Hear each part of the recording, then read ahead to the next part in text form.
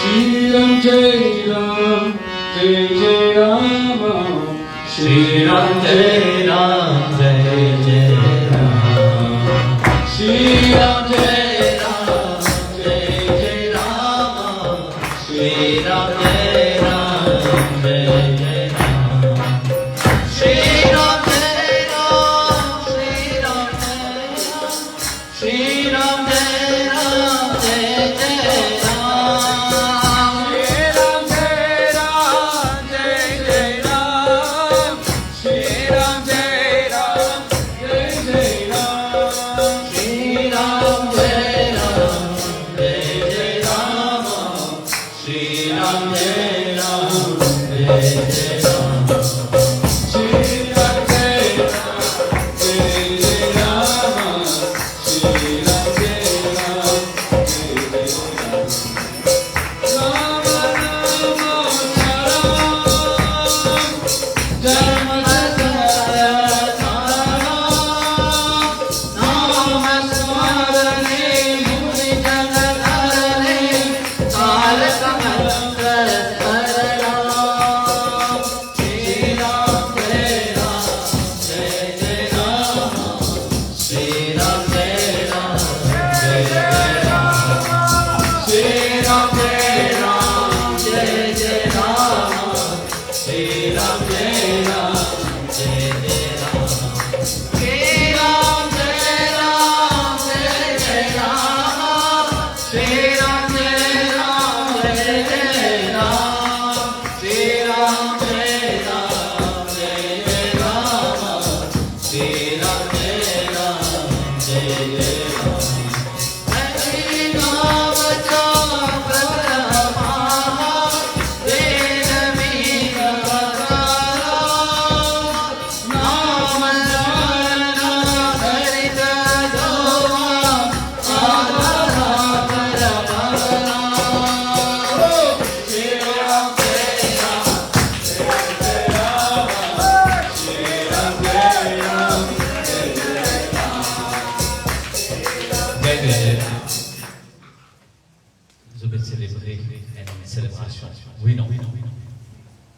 Yes, yes, yes, yes.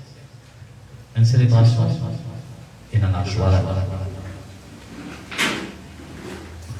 Et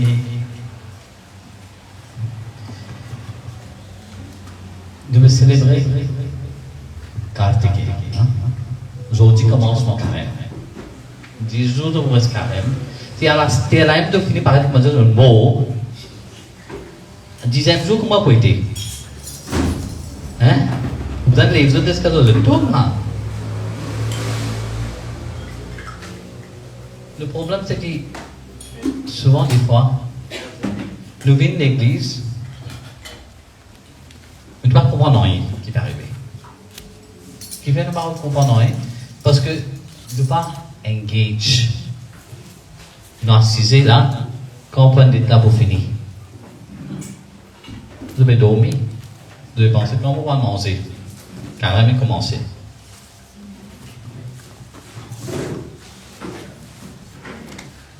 Vous devez dire Haro Hara. Non? Chaque demande Haro Hara, qu'est-ce que ça veut dire? Dis-moi. Tous les années, vous dites Haro Hara, Haro Hara.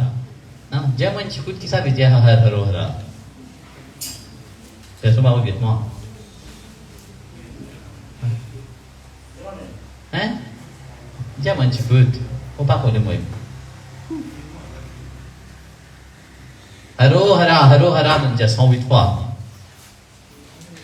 Qu'est-ce que ça veut dire Haro Hara? Dis-moi une chose. Personne ne connaît. Personne qui a envie aussi connaît. Haro Hara, tout fait. Sinon, je ne pas comprendre qui est là. Haro Hara veut dire, dis pas Haro Hara, dis Haro Hara.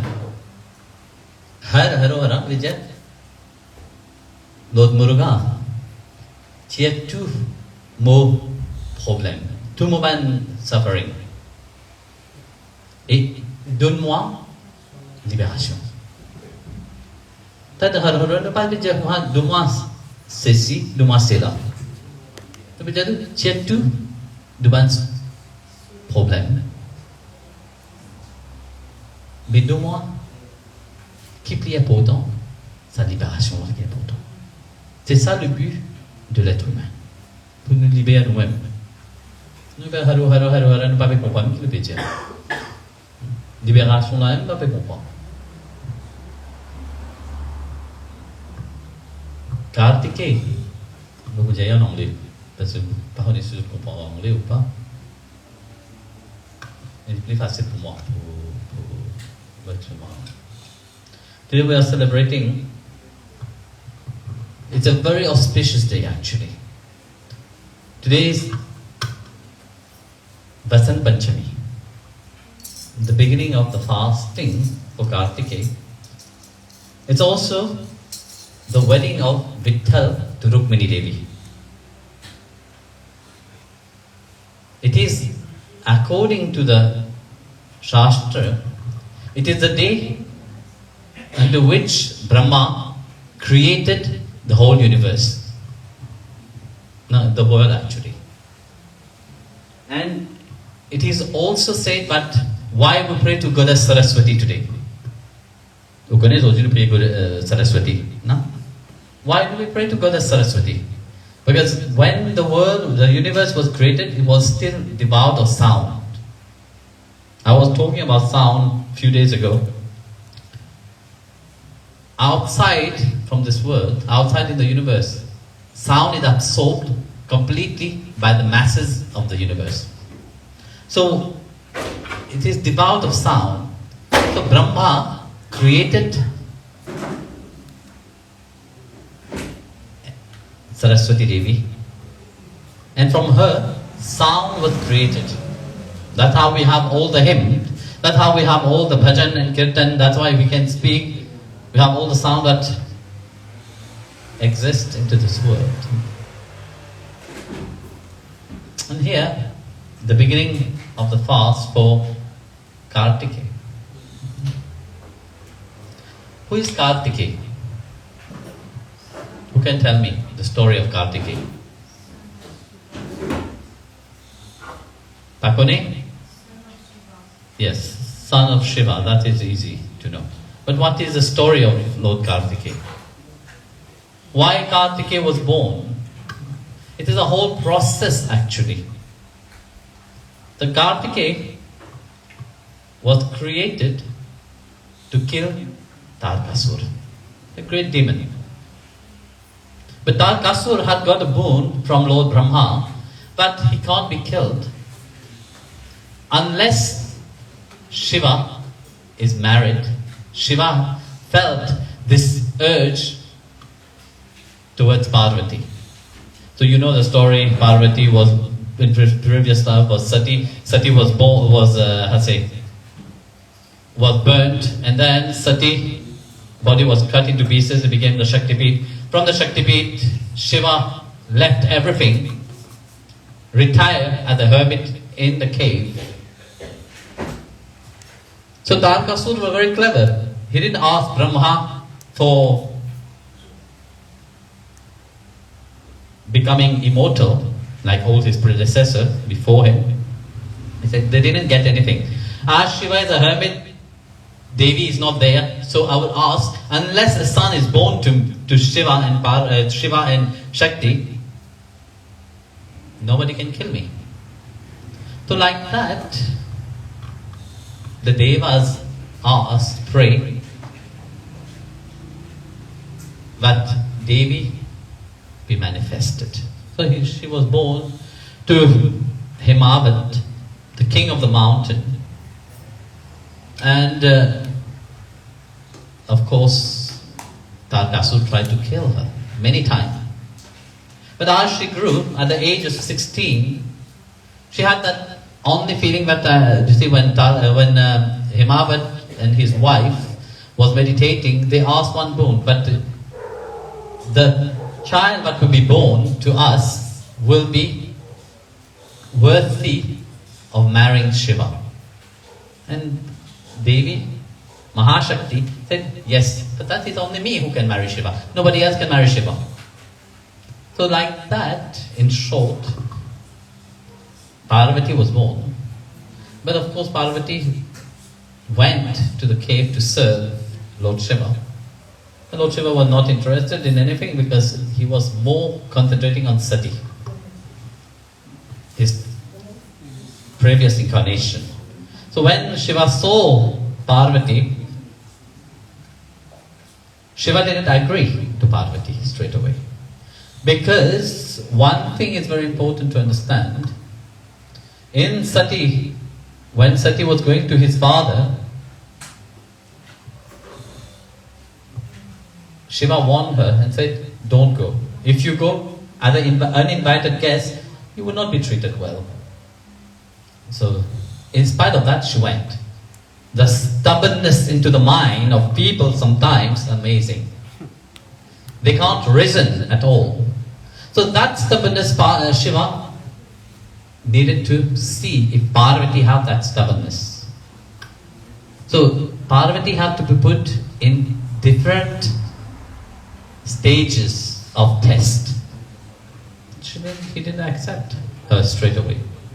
Even Mahavishnu tried to convince Lord Shiva. He said, no, I can't accept until I test her. So her test was intense actually. So this is, she appeared as Shailaputri. The first, when we celebrate Navaratri, Ma Bhagavati Devi Durga, she appeared as Shailaputri. Shailaputri means the daughter of the king of mountain. Then the same Parvati did the penance as Brahmacharini. Then Chandraganta, Kushmanda.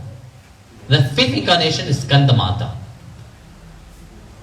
So you have heard the story when Kamadev was, the Deva wanted to make Lord Shiva fall in love with Parvati.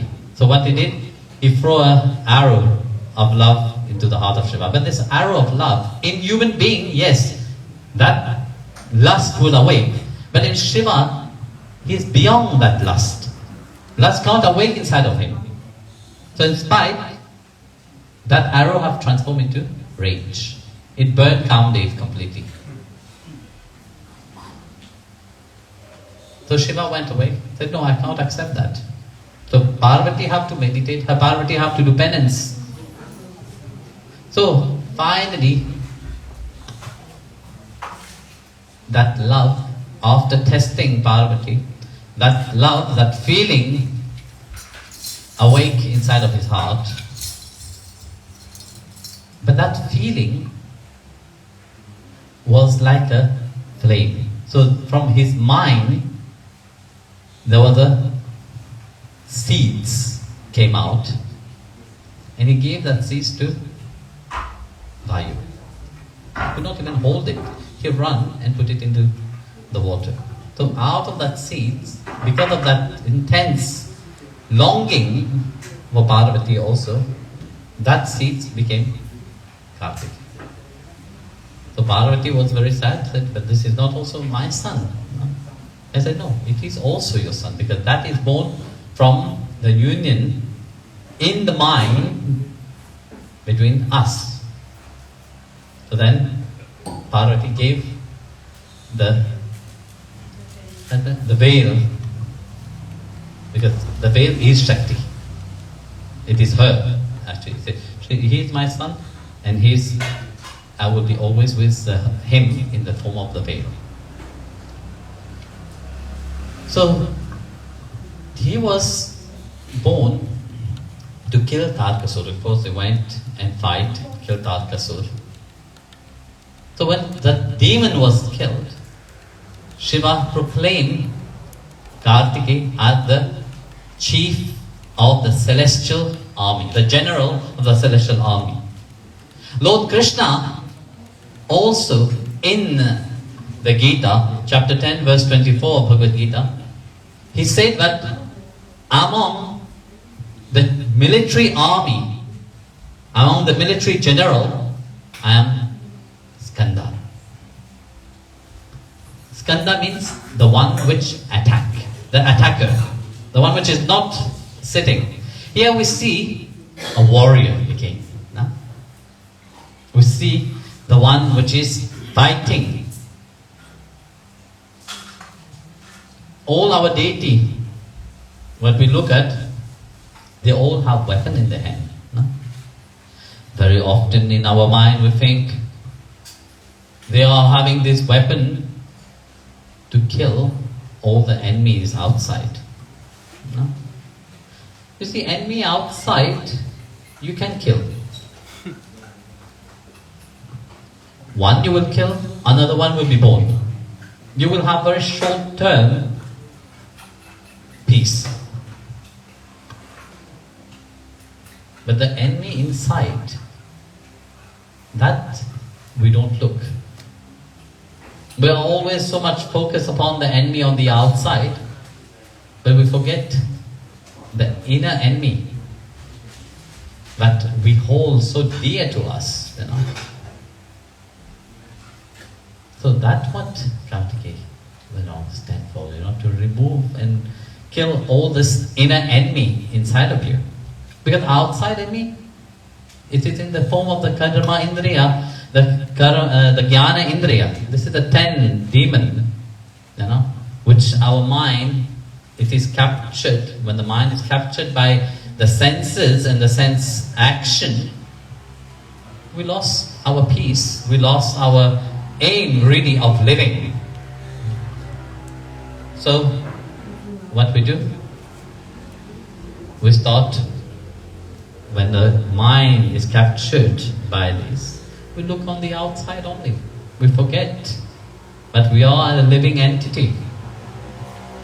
And then we try to kill all the enemy outside. We look for the enemy outside, but we don't look for the enemy inside. Some will say, get rid of your, if your hand is bad, get rid of it. No? Some religions say that, you know, if your hand is doing some bad things, cut it and throw it away. If your eyes is, look something wrong, pluck it out and throw it away. It would be so easy if that would be only from the external, then everybody could go to the hospital and get rid of your eyes, get rid of your hands, get rid of your ears. You will attain liberation. Why do you think yogis have to sit? The saints have to meditate? It's because it's nothing to do on the outside. It is inside. The hand, if you cut it, how would you do charity? How would you help somebody? You can't. If the eyes is plucked out, would you be able to perceive Bhagavan? You can't. Surdas was blind. He was blind from small, no? But still, he could perceive the Lord. He could perceive Bhagavan because it was not on the outside, it was inside. He had conquered his inner enemy. And when we talk about Skanda, you know, he said, conquer all your inner enemy.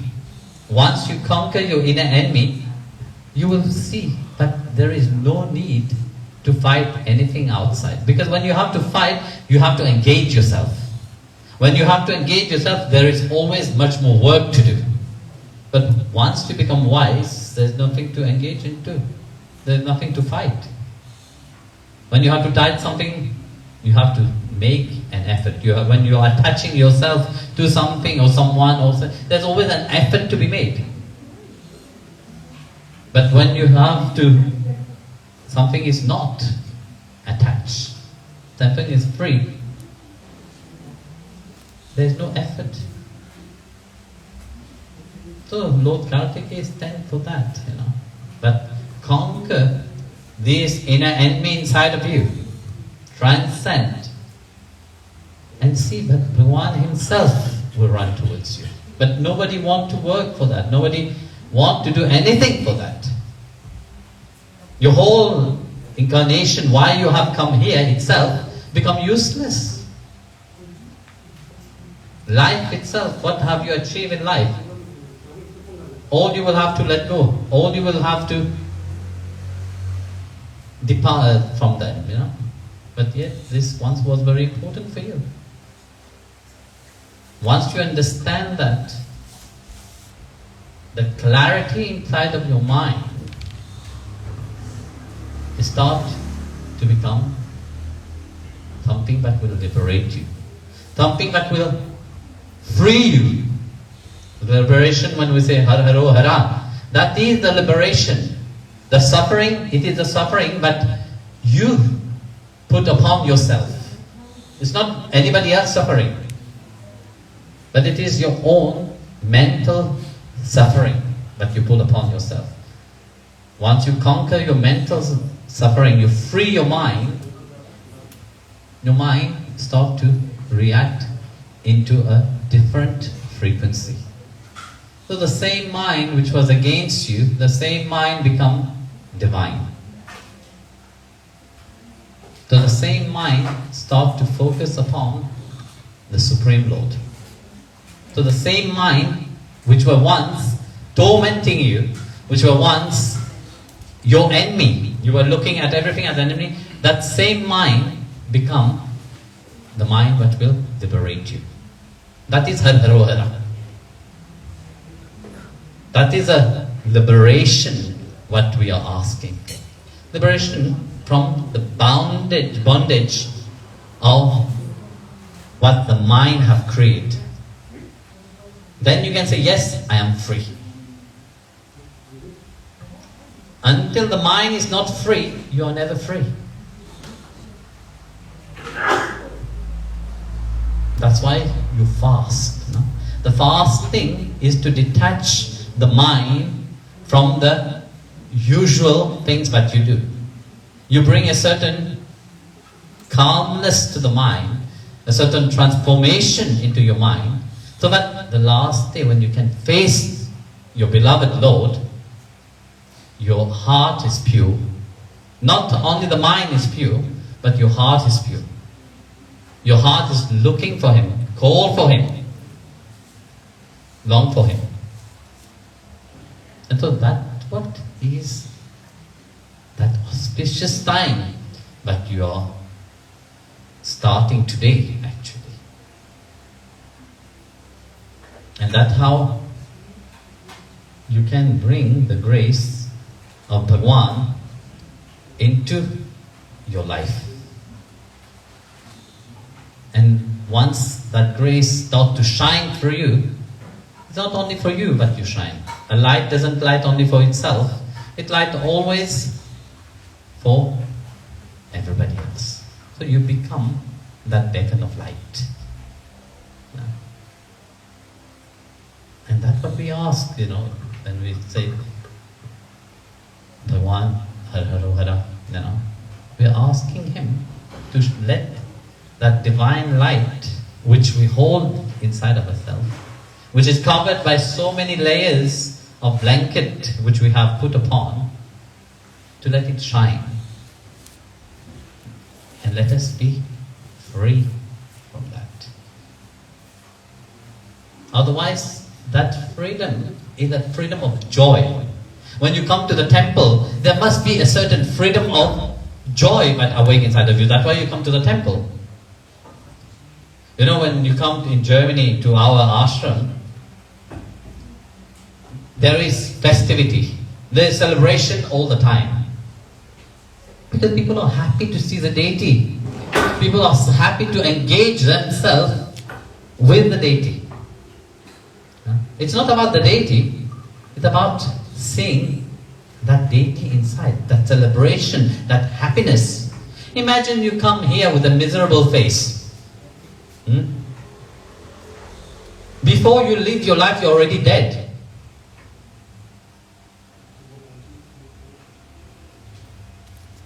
So how would you celebrate? You go to some places, it's miserable. Would you like to go there again? No, you will not like to go there again. No matter how much people would force you, you don't want to go there. Because there's no celebration, there's no happiness. A temple is a place where you connect with God, where you feel that joy, you feel that happiness. Otherwise you could sit at home. But no, you come to be connected to a certain happiness, a certain frequency of energy. And this is the joy of life where you get while worshipping Bhagwan.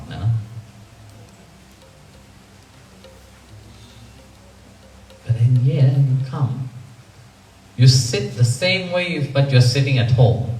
If you're looking at your husband's face, fine, you can sit like that. Because there's no joy in human being. You will think, why am I looking at this person? I better watch the TV. But here we are looking at all this beautiful deity. Look at them. They have a smile on their face. If I put a mirror right now,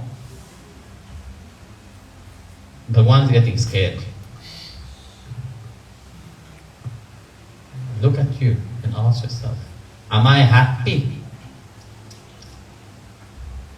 Am I enjoying the celebration?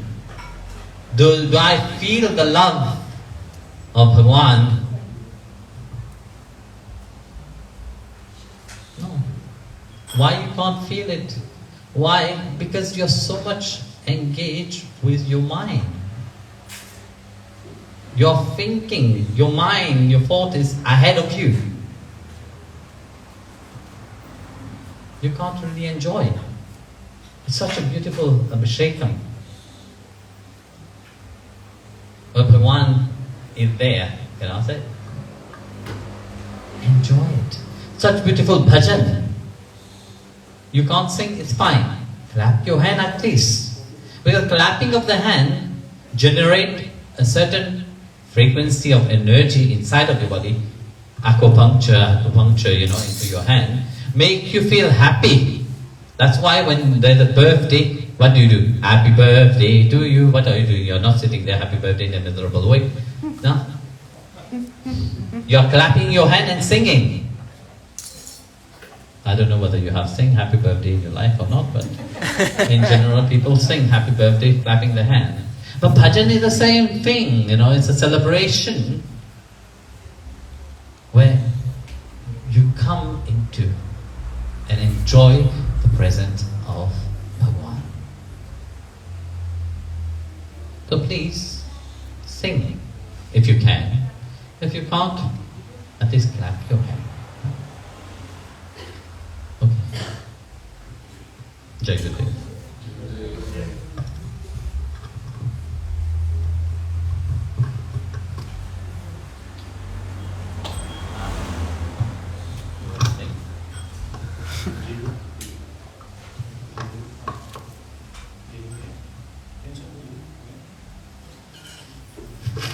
ओम विघ्नेश्वर परमानक हर हरो हर विघ्नेश्वर परमानक हर हरो हरि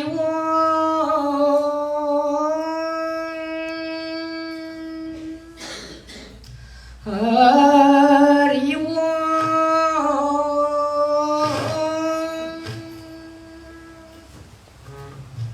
ओम रे गुरुभ्यो नमः हरि ओम महागणपति मूर्तये नमः ओम शुक्लांबरधरो विष्णु शशिवर्णां गरुडभुजां रण्डवरसमध्यायः सर्वविघ्नोपशान्तये गुरु ब्रह्मा गुरु विष्णुः गुरुदेवो महेश्वरः गुरु साक्षात् परब्रह्म तस्मै श्री गुरवे नमः ओम शिवतनयो वरिष्ठो सर्वकल्याणमूर्तिं फलशुकमलहस्तो शोभितं मोदकेन अर्णपुष्पमाला व्याललं